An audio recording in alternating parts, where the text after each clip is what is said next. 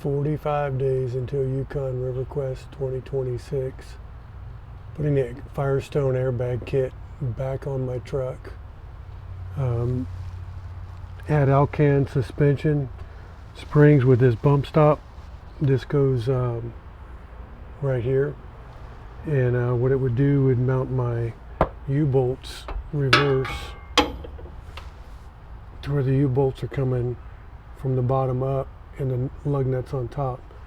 I had to go back to the factory location in order to mount this.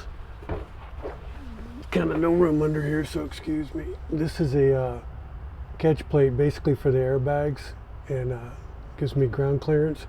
But when it has a load on it, it'll sit down in this tray, and then the air lines are going to run from that air fitting back over to here. I had to mount an air compressor. So there's my air compressor. This was my spare tire mount right here, and I just mounted the brackets around the basically the subframe for the spare tire. And then I've got my I don't remember what this is called. This is basically your smart box, which has the Wi-Fi in it.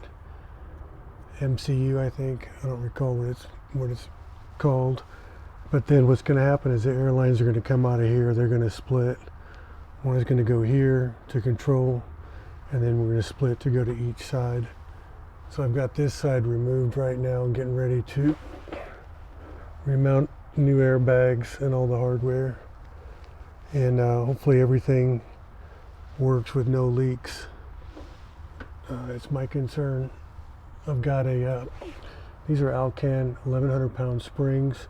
Then I've got Red Flow suspension with longer travel shocks, and these bad boys right here to support the long travel in the frame.